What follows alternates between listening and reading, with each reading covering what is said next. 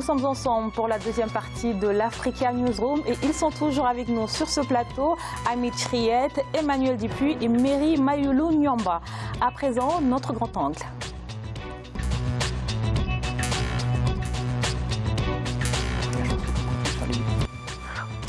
Plus de Premier ministre au Sénégal à long terme, c'est le projet du président Macky Sall. Mercredi 17 avril, le Conseil des ministres a adopté le projet de révision constitutionnelle. Une première étape désormais franchie. En attendant son examen par le Parlement, qu'en pensent les Sénégalais? Élément de réponse dans ce reportage de notre correspondant Eladji Ndiaye.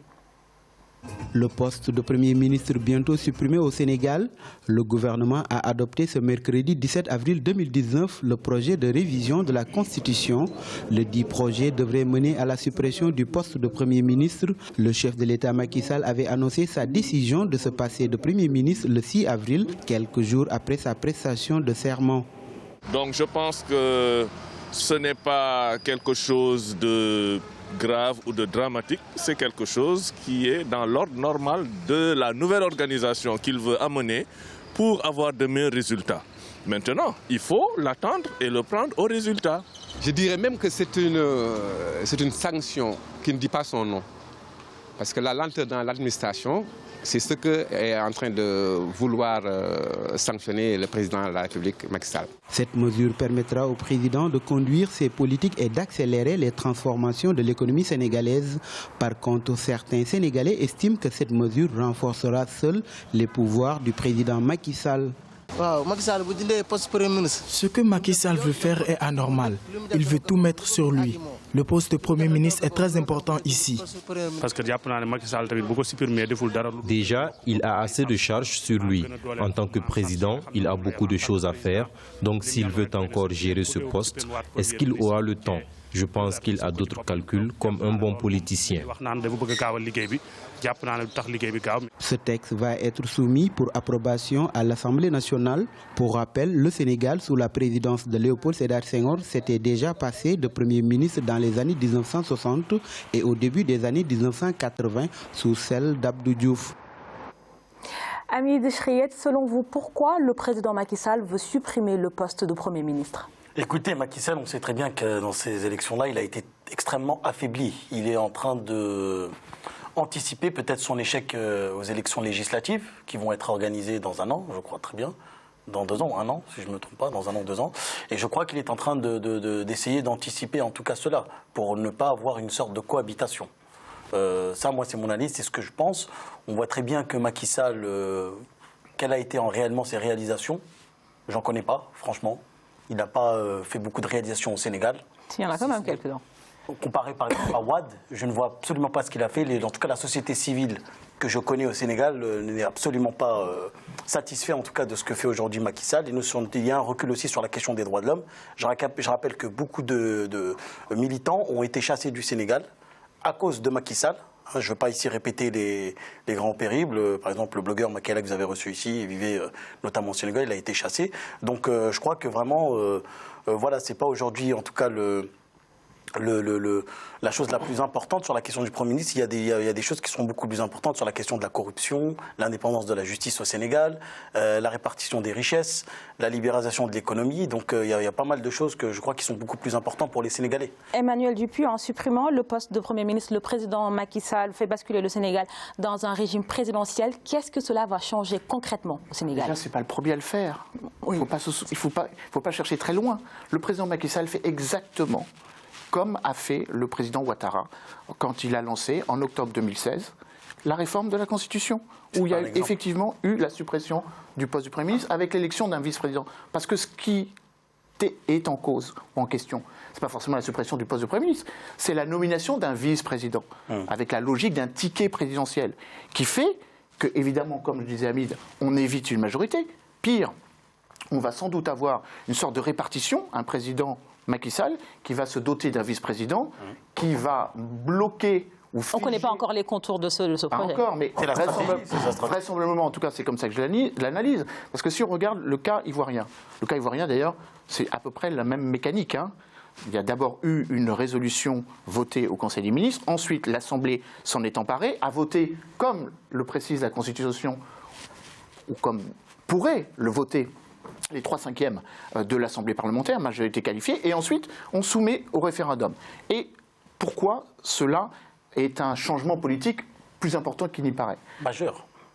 En tout cas, je pense que ça peut avoir une influence jusqu'en 2024. C'est que tout simplement, s'il y a vacance de pouvoir, le vice-président n'est pas élu, il est pour... Au Sénégal, on n'a pas encore annoncé de vice-président. Mais encore une fois, il anticipe. Vous anticipez, ouais. Je me permets d'anticiper. C'est une sorte de secrétaire général, comme de l'Élysée, en quelque sorte. Le secrétaire général, il y a déjà un secrétaire général à la présidence. Mais en tout cas, cette réforme constitutionnelle et donc fait que la suppression du poste de Premier ministre, qu'il y ait ou non un vice-président, fait que le président Macky Sall recentralise, alors même, et c'était l'enjeu des oppositions, qu'on doit être dans une logique de décentralisation. Et me semble-t-il, le président accapare, recentralise et d'une certaine façon... C'est un terme gentil, monopolise le pouvoir. Alors, cette suppression de poste de Premier ministre peut-elle conduire à un changement important dans l'équilibre des pouvoirs au Sénégal? Clairement, ça a été démontré. En gros, Macky Sall, aujourd'hui, anticipe peut-être le fait de ne plus avoir de majorité à l'Assemblée. Donc il se dit, s'il y a un Premier ministre demain, c'est une cohabitation. Et pourquoi il fait ça? Voilà, il veut l'éviter. Macky Sall recentre. Mais Macky Sall, pour moi, est dans une logique de plusieurs chefs d'État africains qui sont dans une logique d'homme fort. Il s'accapare tous les pouvoirs, il faut le dire clairement. Après, quel est l'intérêt? Est-ce qu'il y a un intérêt pour les Sénégalais d'avoir un homme fort? Et justement, il n'en a pas parlé lors de sa campagne électorale. Voilà. Est-ce qu'il y a un intérêt pour les Sénégalais qui ont voté pour lui, vu qu'il n'a pas annoncé? Est-ce qu'ils ont aujourd'hui un intérêt à ce qu'ils aient un président tout-puissant, un peu à l'américaine, comme Donald Trump, qui a tous les pouvoirs, et qui, en face, à ce moment-là, sa révision constitutionnelle devrait aller plus loin? J'ai tous les pouvoirs, mais à ce moment-là, j'ai une assemblée également à qui je dote des pouvoirs pour pouvoir contrôler ce que je fais. C'est pas j'ai tous les pouvoirs et l'Assemblée, je reste, moi, incompétent vis-à-vis. En gros, l'Assemblée ne peut pas, après, lui demander des comptes. Et justement, est-ce que les ministres, dans une formule sans Premier ministre, continuent à être redevables devant l'Assemblée nationale? Bien évidemment, en tout cas constitutionnellement ils sont redevables et ils doivent l'être, en tout cas ils doivent l'être redevables. Il n'y aura plus de motion de censure, de contre-pouvoir on va dire? Non, il y aura des contre-pouvoirs. N'oubliez pas qu'au Sénégal la politique est dans les mœurs et que la société civile, il y en a marre, les citoyens, ceci, cela, etc., sont des mouvements citoyens extrêmement forts. Donc, après, c'est pas eux qui décident. Non, mais bien évidemment. Mais c'était pas tout à fait la question. Hein. La question, elle est parfaitement bien posée. Hein. L'Assemblée nationale n'aura plus de capacité de motion de censure, parce qu'on n'aura plus de Premier ministre. C'est pas du tout le principe de la société civile. Ça n'empêche pas que la société civile est forte. C'est que l'Assemblée nationale n'aura plus la capacité de censurer le gouvernement. C'est ça dont il est question. C'est ce que je dis. Après, il y a des leviers constitutionnels.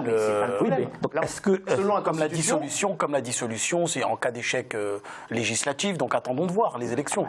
Et justement, l'opposition parle de risque de dérive autoritaire du président ou même d'un plan caché de, entre guillemets, troisième mandat. Vous y croyez, vous? Le PDS dit ça et il a raison de le dire, absolument. Et je pense que Ousmane Sonko aussi le dit. D'une certaine façon, la campagne de 2024 a commencé d'ores et déjà. Exactement. Premièrement, parce que vraisemblablement le président Macky Sall risque évidemment d'être très affaibli à l'occasion des élections législatives, mais surtout parce qu'il s'est rendu compte que les résultats qui étaient les siens à l'occasion de l'élection présidentielle n'étaient pas bons dans les provinces. Donc il essaye de tout ramener vers une recentralisation de son pouvoir à Dakar. Vous avez quelque chose à rajouter dessus? Après, au-delà, on peut se poser la question. Est-ce que tous les pays africains doivent se doter de régimes parlementaires ou semi-parlementaires ou présidentiels? Est-ce que chaque pays africain doit aller vers ce type de dérive, régime présidentiel, ou est-ce que le régime parlementaire convient aux sociétés comme le Sénégal, comme la Côte d'Ivoire ou comme le Cameroun? C'est une question qu'on peut se poser. Donc Macky Sall, quelque part, pose aussi la question. Après, c'est lui qui pose la question et qui a la réponse. Et j'aimerais rappeler aussi que les jeunes Sénégalais ont voté majoritairement pour Sonko. Donc il y a aussi, selon des rapports qui sont sortis, il y a aussi cette volonté-là, en tout cas. Le régime et Macky Sall a peur, en tout cas, d'une jeunesse aujourd'hui qui est de plus en plus conscientisée, qui de plus en plus comprend les enjeux, notamment sur plusieurs volets, sur la question du franc CFA, sur la question des bases militaires, sur la question des inégalités, la redistribution, le développement, Banque mondiale, l'OMC. Toutes ces questions-là aujourd'hui, cette jeunesse africaine, à travers la question du numérique aussi, Internet, les réseaux sociaux, je crois que les gens, en tout cas, sont de plus en plus, en diapason par rapport aux populations et leurs attentes. Et alors, pour revenir, vous aviez quelque chose à rajouter? Oui, bien sûr, par rapport à ce qui a été dit par les deux professeurs. Premièrement, il y a une volonté, d'une certaine façon, et c'est sans doute un petit peu dommage, de se d'harmoniser les systèmes internationaux. C'est-à-dire qu'en gros, il faut faire comme nos partenaires économiques font. Une des raisons pour lesquelles on veut hyper présidentialiser en Sénégal, c'est que les investisseurs étrangers demandent à ce qu'il y ait une forme de stabilité. Donc, les investisseurs qui sont les plus actifs actuellement au Sénégal, ce ne sont pas les Européens, ce sont les Américains qui rentrent parce qu'ils ont décidé que c'est sans doute... En quoi le poste de Premier ministre les gênait, ces investisseurs? Parce que c'est deux pouvoirs et il faut négocier avec deux sources de pouvoir qui peuvent parfois être en contradiction. Mais le président Macky Sall l'a lui-même dit, il a été satisfait de son Premier ministre Mohamed Boun Abdallah Dionne, qu'il a d'ailleurs reconduit. Oui, enfin... Il y a une petite contradiction. Oui, il l'a reconduit, mais je crois que durant le mandat du président Macky Sall, il y a déjà eu 4 ou 5 premiers ministres. Donc il l'a reconduit momentanément, il est possible qu'il ne le reconduise pas dans les prochaines semaines. Non, ouais, mais encore une fois, je fais de la prospective. Par contre, ce qui est intéressant, c'est effectivement le fait de dire que cette question de la norme constitutionnelle et la manière dont l'État est administré doit aussi se faire en symbiose avec l'ensemble des régimes et politiques du voisinage. Il apparaît quand même qu'effectivement on soit vers moins de contre-pouvoir et de capacité de contrôle parlementaire et que quasiment tous les pays sont en train de se présidentialiser. C'est aussi l'enjeu des prochaines élections qui vont se tenir en Mauritanie.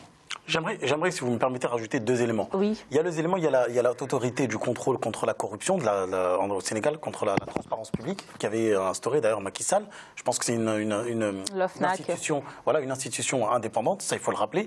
Et la deuxième des choses, il ne faut pas trop aussi donner du pouvoir à Macky Sall.